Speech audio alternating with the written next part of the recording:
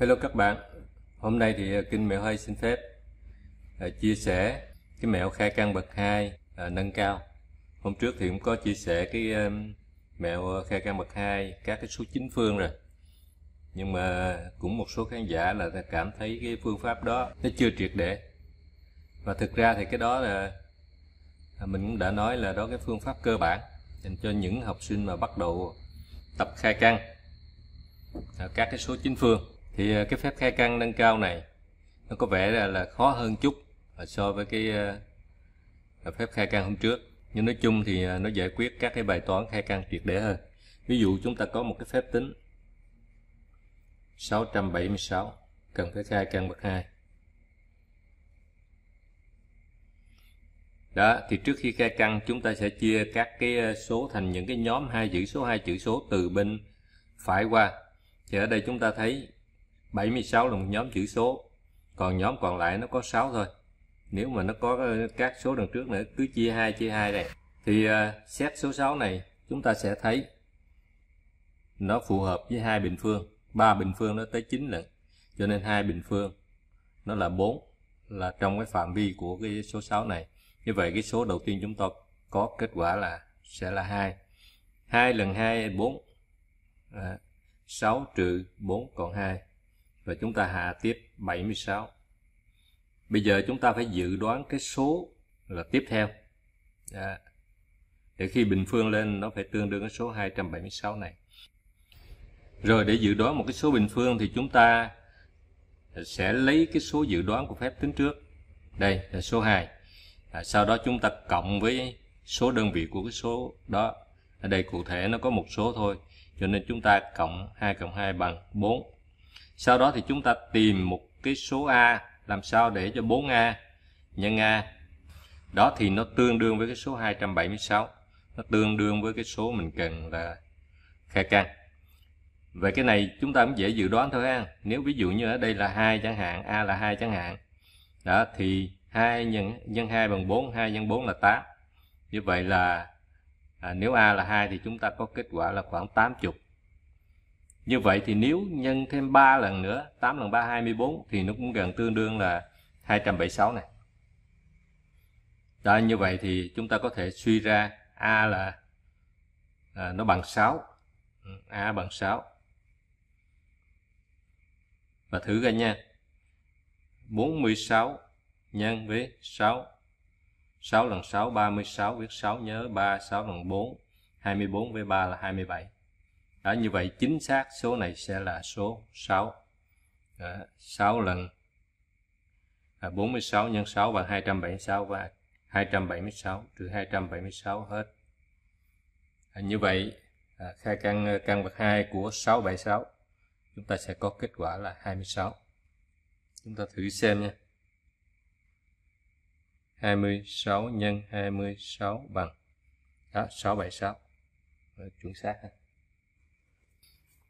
Rồi, tiếp theo chúng ta thử xem xét một cái phép tính nó dài hơn chút xíu. Đó, ví dụ như chúng ta có cái số là 9 85 phẩy 96.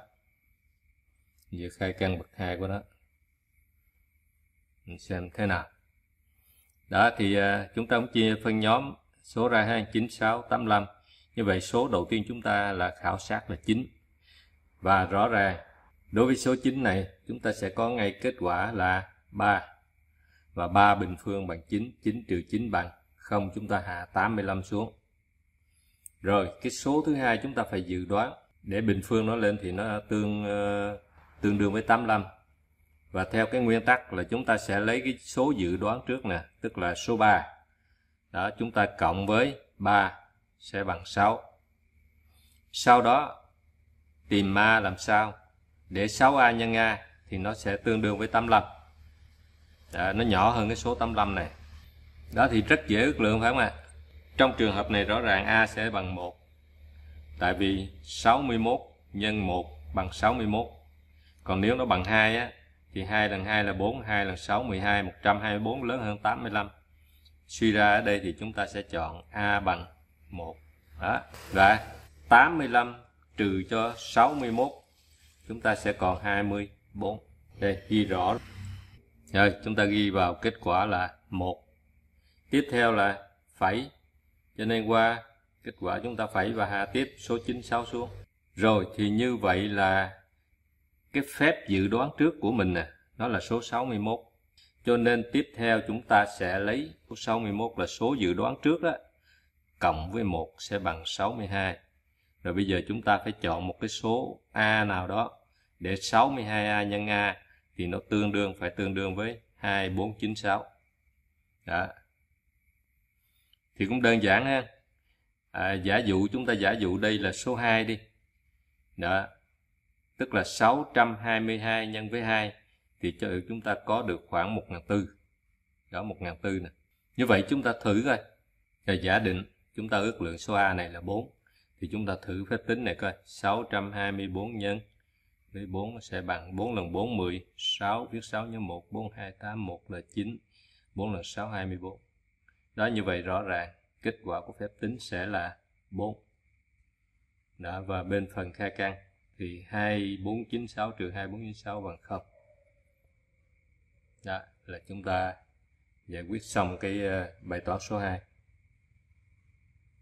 Đó, chúng ta chỉ cần lưu ý là để tìm được cái số dự đoán cho phép tính sau thì chúng ta lấy kết quả, tức là kết quả dự đoán của phép tính trước đó, cộng với số đơn vị của nó, sau đó tìm A cùng với số đó, nhân với A làm sao để cho nó tương đương với cái số mà chúng ta cần khai căn. Đó. Ví dụ ở vị trí 61 này nè. Đó. Chúng ta phải lấy 61. 61 này là con số dự đoán của phép tính trước.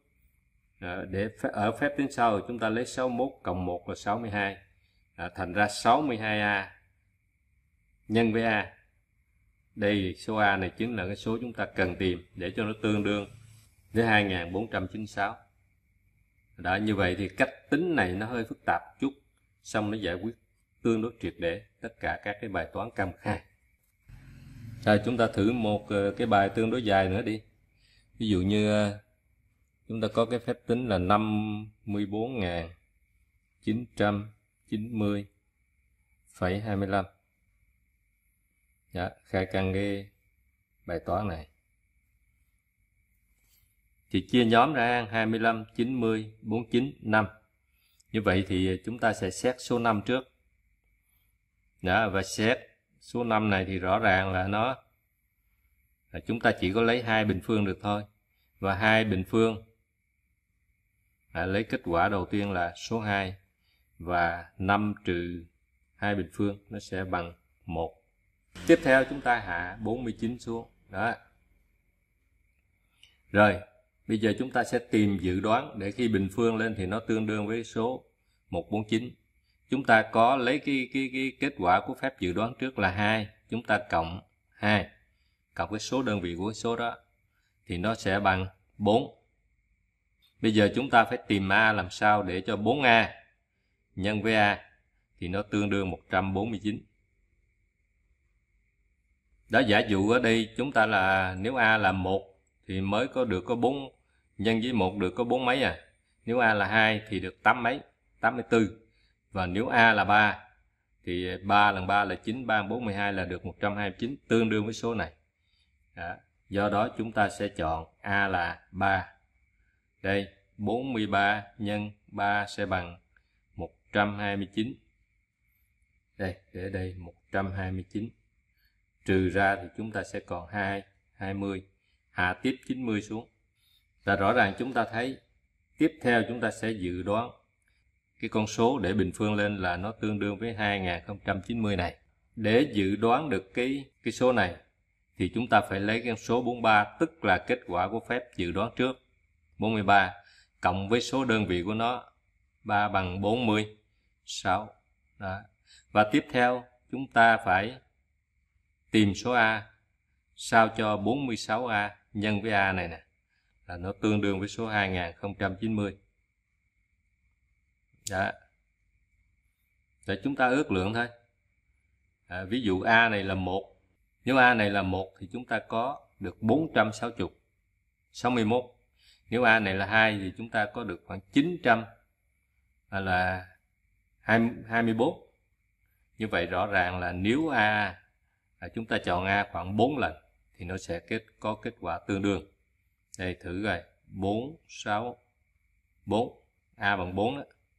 Nhân với 4 bằng 4, 4, 16, viết 6 nhân 1. 4, 6, 4, 1, 25, viết 5 nhân 2, 4 là 4, 16. Với 2 nữa là 18. 2090 trừ cho 18, 56. Chúng ta sẽ có cái số là 234 và chúng ta hạ 25 xuống. Đã mượn một cái khúc bảng này. Vừa rồi chúng ta có số 234 và tiếp theo chúng ta hạ số 25 xuống, phẩy ở đây. Bây giờ chúng ta sẽ dự đoán cái số bình phương tiếp theo để cho nó tương tự cái số này. Và số vừa rồi thì chúng ta thấy là phép tính trước chúng ta đã dự đoán là số 464. Như vậy thì trong phép tính tiếp theo chúng ta lấy 464 cộng với số đơn vị của nó là 4 sẽ bằng 468. Tiếp theo chúng ta cần tìm một số A để sau đó cho 4680A nhân với A thì nó tương đương 23.425. Nó phải tương đương cái số 23.425. Thì chúng ta thử ha. Nếu số này là 1 thì nhân cái chúng ta được 4.600 rồi. Nếu là 2 nhân một cái thì chúng ta được khoảng 9.200. 9.200, 9.300. Và nếu là 4 lần nhân 4 lần thì chúng ta được khoảng 18.000 mấy. Vẫn chưa tới cái số này.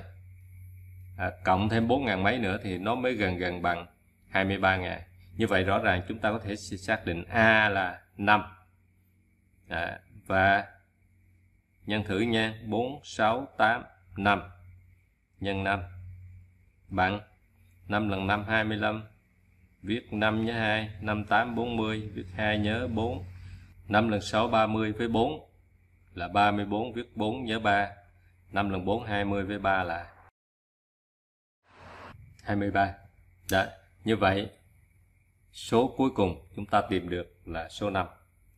Và 5 nhân với 4.685 bằng 23.425. Hoàn tất phép tính. Đó thì nói chung cách khai căn này nó triệt để hơn. Và nó chỉ khó trong cái bước dự đoán số. Nhưng nếu làm quen thì cũng sẽ làm rất nhanh. Và nó giải quyết tương đối tốt mọi cái bài toán khai căn bậc 2. Video hôm nay thì xin phép kết thúc ở đây. Cảm ơn các bạn đã theo dõi và trao đổi rất là nhiều ý kiến đối với Kinh Mèo Hay trong thời gian vừa qua. Cảm ơn các bạn rất là nhiều. Xin chào tạm biệt và hẹn gặp lại trong video lần sau. Bye bye.